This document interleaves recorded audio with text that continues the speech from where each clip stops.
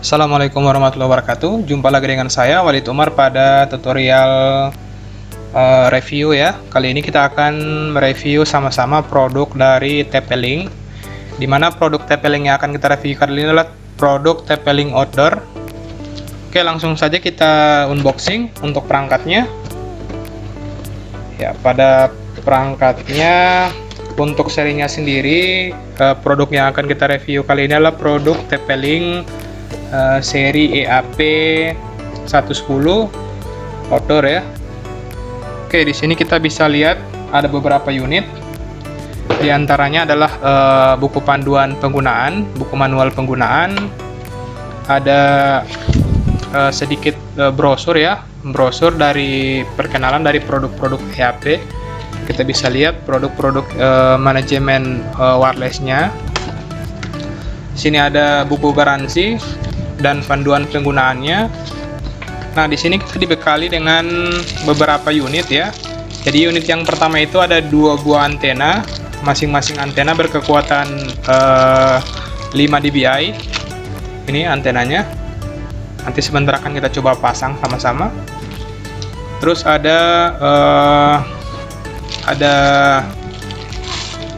lock grip ya, untuk ditempatkan pada dinding ya. Misalnya kita tempatkan pada dinding, jadi posisinya seperti ini. Jadi kita tinggal memasangkan unitnya. Di sini juga disediakan tempat untuk memasangkan perangkat EAP ini ke tiang ya, ke tiang pol ya. Di sini selanjutnya kita disediakan kabel power untuk POE-nya, untuk power over Ethernet-nya. Kita bisa lihat di sini dayanya 24 volt ya, 0,6 ampere.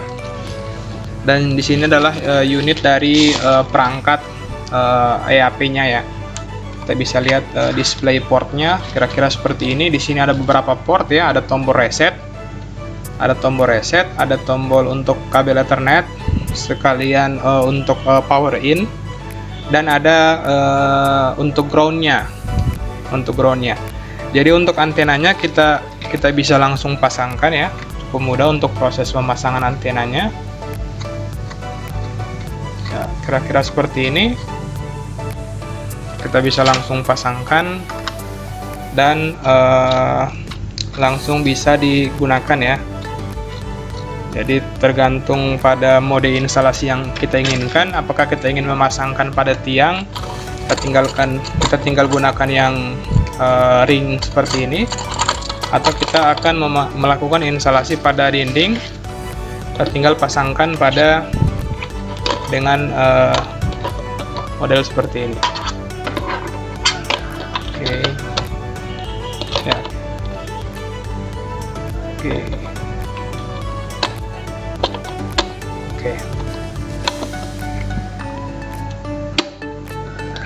Oke, kira-kira seperti ini untuk instalasi pada dindingnya ya. Oke, seperti ini. Oke, langsung saja kita lihat review detail terkait spesifikasi dan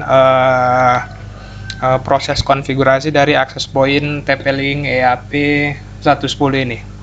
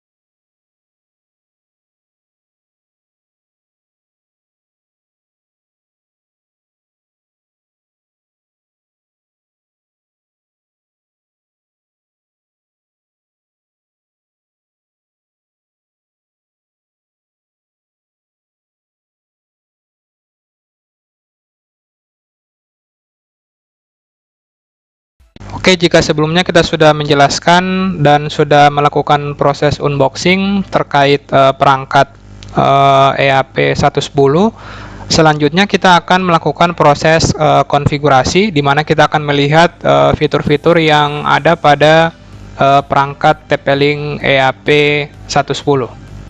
Nah, di sini untuk terhubung ke TP-Link kita perlu melakukan konfigurasi IP address, di mana IP address default dari TP-Link EAP Outdoor 110 itu dia menggunakan IP address 192.168.0.254. Jadi kita tinggal config, kita tinggal setting yang sama segmen ya, terus kita melakukan gateway ke IP address 0.254. Jika sudah disetting IP addressnya, kita pastikan apakah sudah terhubung. Kita uji coba ya dengan melakukan proses ping 192.168.0.254 ya. Ini artinya kita sudah terhubung dengan baik. Selanjutnya kita akan akses melalui browser. Jadi metode aksesnya itu ada dua ya. Yang pertama melalui browser, seperti halnya akses point pada umumnya. Kita akses melalui browser menggunakan IP addressnya, dan kita juga bisa mengakses melalui aplikasinya ya. Di sini ada aplikasi, ada EAP Discover, berfungsi untuk melakukan proses manajemen akses point yang terhubung ya. Jadi kita bisa melakukan manajemen banyak perangkat TP-Link yang sudah menggunakan teknologi EAP. Selain itu kita bisa melakukan konfigurasi ya, layaknya MikroTik. Kalau pada TP-Link sudah menyertakan aplikasi EAP Controller yang bisa di-download melalui website resminya. Jadi yang pertama kita akan coba konfigurasi ya untuk EAP-nya menggunakan browser. Kita ketikkan IP address-nya. Nah, nantinya akan tampil pada halaman login. Nah, untuk default login-nya kita ketikkan admin ya. Kita ketikkan admin. Untuk username dan passwordnya kita tekan enter. Oke, setelah proses login, untuk keamanan sistem menginginkan kita untuk melakukan proses perubahan IP address. Maksudnya username dan password ya. Jadi kita ubah username-nya, kita ubah. Misalnya kita ubah dengan nama kita, ya terserah. Kita masukkan password.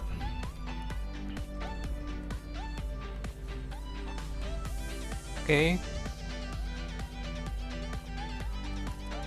Passwordnya. Oke, kita confirm. Nah, ini sudah masuk ke tampilan konfigurasinya. Sangat simple ya. Di sini kita bisa lihat IP address dari si TP-Link 192.168.0.254. Kita bisa setting secara statik IP address-nya ataupun secara dynamic. Selanjutnya kita masuk ke menu wireless.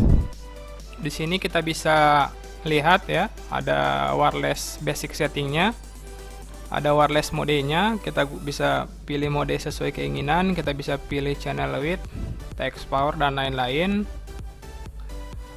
Di sini juga kita bisa, di sini ada SSID ya, artinya access point yang aktif saat ini.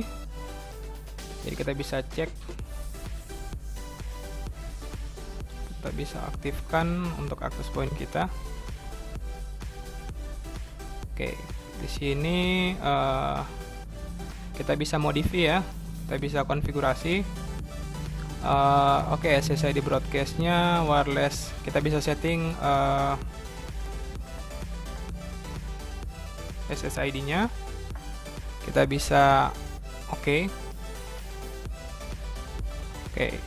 sini harusnya sudah kebaca SSID yang barusan kita buat, ya, sudah ada. Nah, di sini kita memungkinkan kita untuk bisa membuat lebih dari satu SSID karena ada S-nya ya. Jadi kita bisa buat untuk yang kedua EAP tetangga. Kita bisa oke. Oke, di sini harusnya sudah ada dua SSID. Oke, sudah aktif. Oke, jadi sudah ada dua SSID. Jadi sangat mudah untuk proses penambahan SSID. Jadi TP-Link ini bisa kita fungsikan menjadi dua ya, bisa sebagai access point outdoor dan bisa juga kita fungsikan sebagai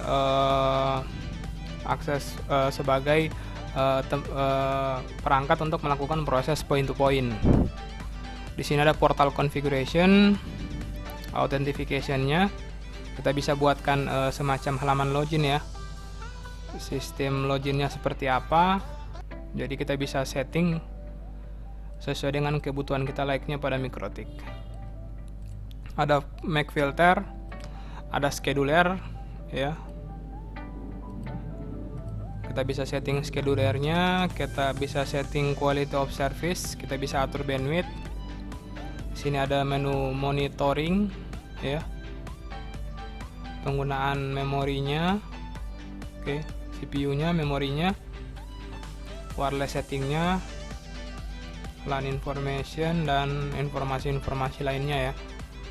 Ini untuk SSID-nya, berapa yang connect, berapa orang yang connect, total client yang connect, berapa data yang terpakai. Kita masuk ke manajemen.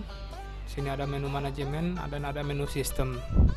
Kita bisa setting atau kita bisa melakukan proses update. Jadi kurang lebih sama ya dengan produk-produk yang sejenisnya. Selanjutnya kita akan melakukan proses konfigurasi atau uji coba menggunakan EAP controller atau aplikasi berbasis desktopnya. Oke, kita buka aplikasinya. Nah, aplikasinya ini berbasis Java. Jadi untuk laptop yang belum terinstall aplikasi Java Development Kit, silahkan install dulu. Oke, sementara proses detectingnya. Nanti kalau tombol launch-nya sudah aktif, baru kita bisa akses.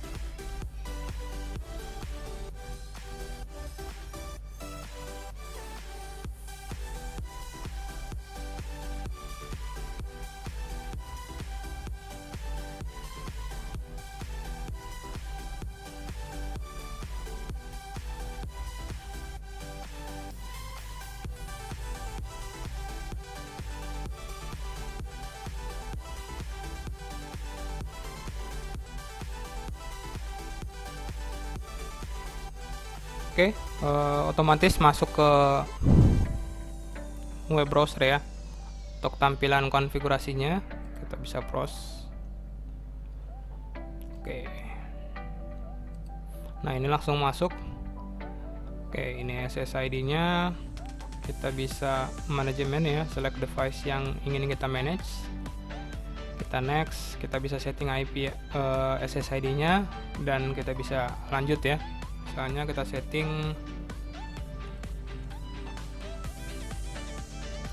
passwordnya. Oke, kita next. Username passwordnya kita bisa setting dan kita bisa melakukan submit.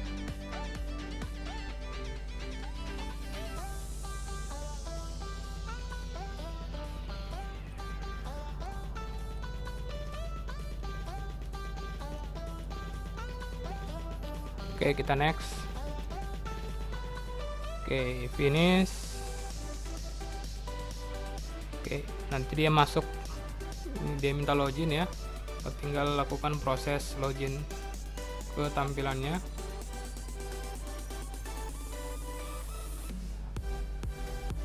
Oke, masuk ke home. Nah, di sini kita bisa melakukan proses manajemen ya. Di sini kita bisa membuat visualisasi dalam bentuk grafiknya, sehingga mempermudah kita sebagai administrator untuk melakukan proses manajemen. Oke, sangat banyak fiturnya yang bisa kita konfigurasi dari device yang ada. Jadi jika di tempat kita punya banyak access point yang menggunakan standar EAP yang sama, jadi kita bisa langsung manage secara keseluruhan ya, layaknya perangkat Ubiquiti ya, Ubiquiti Management. Oke, saya rasa cukup video tutorial kali ini. Sekian, semoga tutorial kali ini bermanfaat. Akhir kata, wassalamualaikum warahmatullahi wabarakatuh.